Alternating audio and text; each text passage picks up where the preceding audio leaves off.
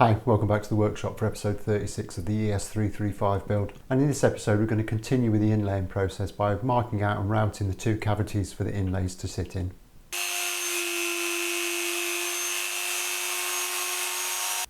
Okay, so it's time to get this inlay sorted out. I've got my two little inlay elements that I want to use that we made from the mother of pearl in the previous episodes, and I've got a nice ebony headstock veneer, and I've just done a little bit of marking out. I'll try and get that in the light for you. There you go. So I've marked out the outline of the headstock. I've put a centre line in, and I've also put a line going up here, which is kind of where the middle set of tunes is going to go, because I'm going to use that to locate the central element of the headstock. So now the task we've got to do is to inlay these two elements into the headstock, like that. Now the complication I'm going to have is that both the headstock veneer, and you probably can't see that very well, but the headstock veneer and the mother of pearl are both exactly the same thickness. So when I do the inlay work, I've got to make sure that I don't go all the way through. I need to leave probably about 1/2 mil of material on the back, and I know that sounds very, very optimistic, so I can leave the mother of pearl slightly proud when I do that. Once it's all glued in position, I can then sand it flush. Worst case scenario is that I go right the way through, and I'll have to kind of attach the headstock veneer to the headstock before I inlay the mother of pearl.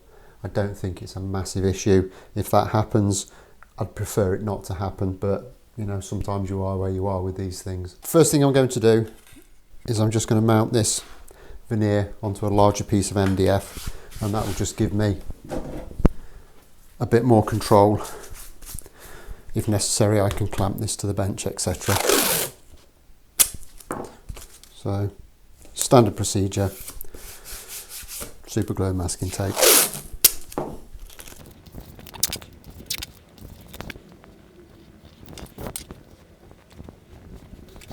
Okay, so with that done, it's time to now position this first little element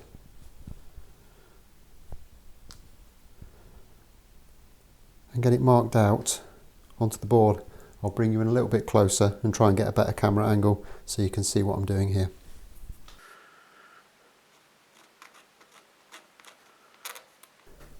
Okay, so the first thing I need to do is actually stick this down to the ebony so that I can be sure of drawing round it without it moving.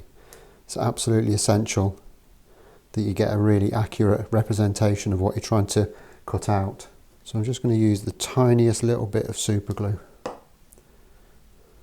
on the back of this, and I'm going to put it in the most robust part of the inlay, and then just position where I need it. I'll wipe that off before I put my hand in it, because you know I will. Okay, so that's stuck. So next up, I'm going to use a mechanical pencil to draw around this. It's not so important in this particular instance, but when I'm doing the really fine work, it's important to use one of these because the lead in this will break long before anything else will. So I'm just going to mark around this.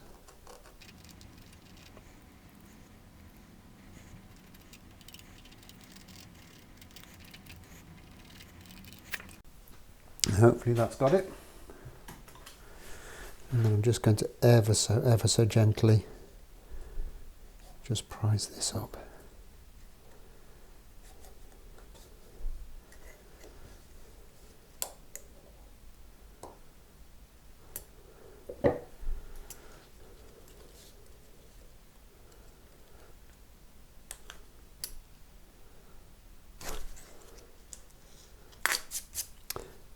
That's the most scared I've been for a little time.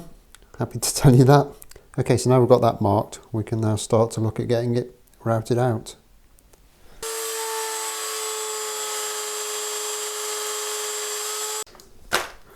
And to route this out, I'm going to use my Dremel in conjunction with precision router base, and I've got some extremely fine cutters to go in there. I think these are about 0.8 of a mil.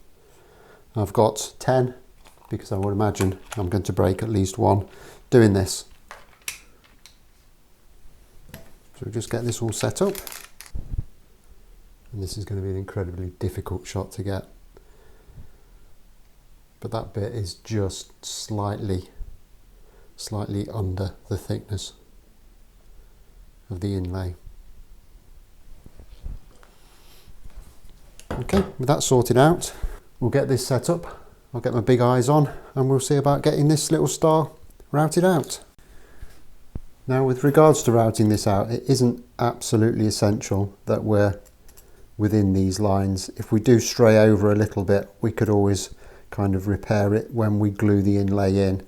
The beauty of using ebony is that ebony and super glue make an amazing filler, and it will kind of fill this so it's almost invisible.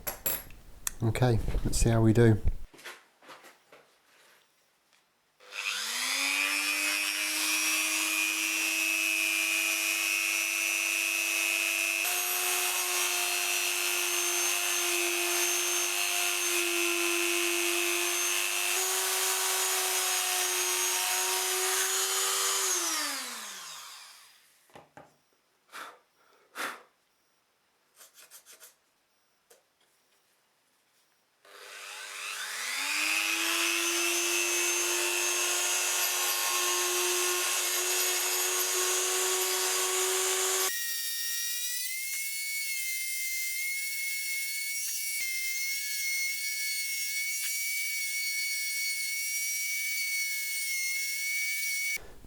Okay, so that's not as easy as I thought it was going to be, but I think we're nearly there. So what I'm going to do now is I'm just going to hold it in position. I think there's a couple of bits up here that are holding it off, so I'm just going to mark those again with the pencil.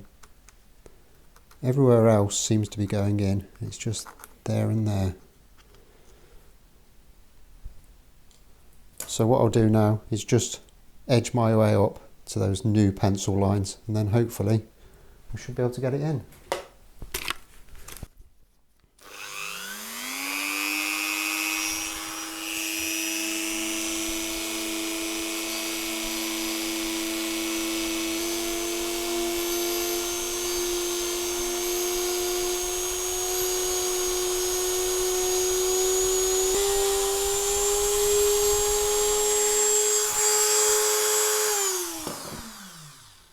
Almost there.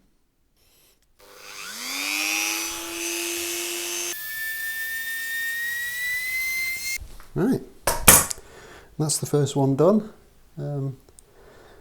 It's gone in okay. There is a little bit of a boo-boo at the top there. I've gone a little bit outside of the line, and it's a little bit raggedy in there. I'm not concerned about that. I've seen other people do this in tutorials, and any little gaps theoretically should fill in absolutely beautifully. So now we get to the point where it becomes extremely challenging. I found that quite difficult, but I've had some practice now, and it did get easier as we went along, so hopefully I've had enough practice to do the same thing with this little baby.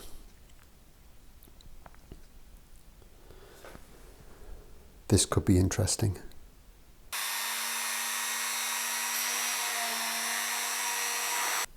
The next stage in this process is to actually draw the outline now of this logo, so that I've got something to route to. Now I've laid it out quickly with just a couple of lines, so I know where I'm going to put it. But I think this is the riskiest element of this whole inlaying process so far, because I've got to stick this to the ebony so it doesn't move when I'm drawing around it. Because obviously if it moves, I won't be cutting the right shape out, and that could leave us with lots and lots of gaps.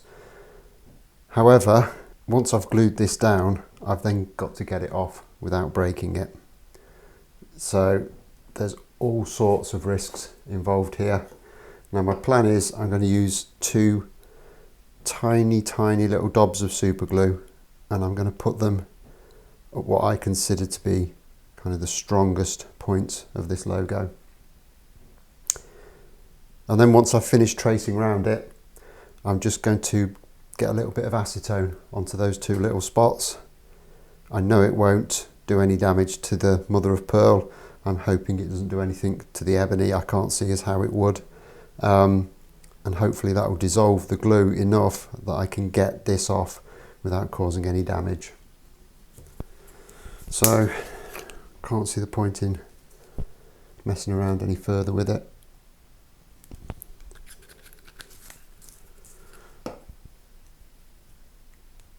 So I'm just going to apply a tiny little bit of super glue.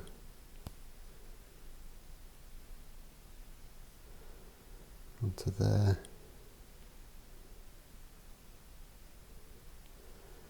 And there. And then set that in place.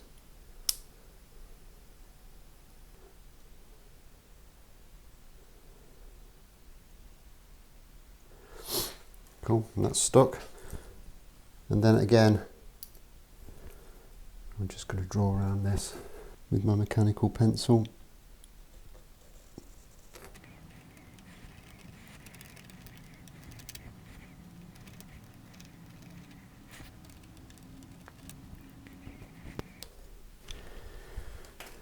Now I'm hoping that's marked it up well enough. I'm just going to have a quick,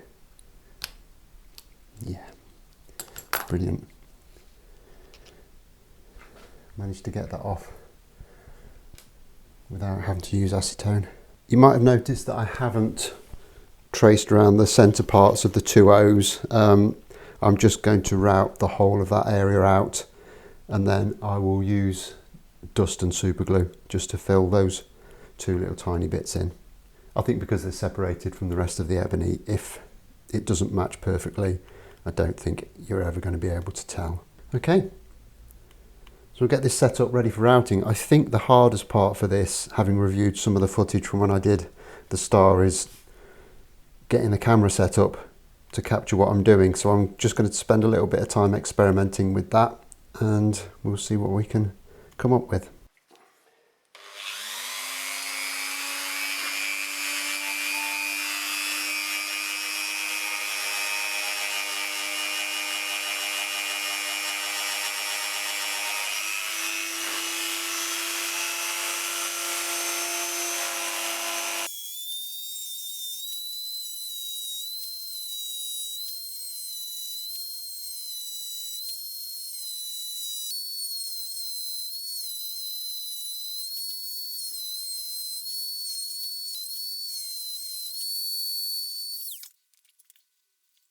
Okay, so I don't know how well you can see that, but it's very difficult to both film this and do the job at the same time.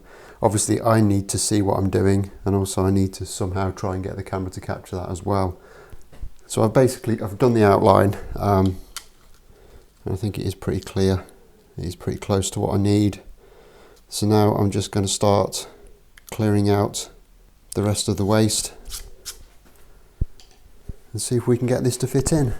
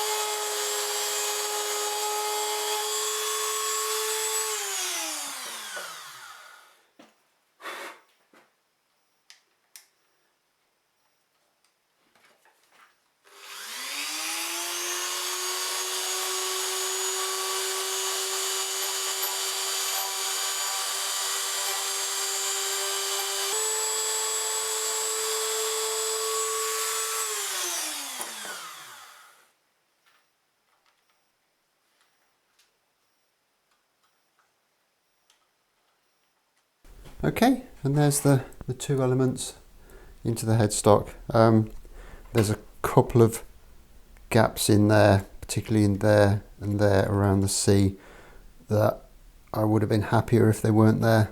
But I feel fairly confident that I can fill those effectively to a point where you won't really be able to see that they're there.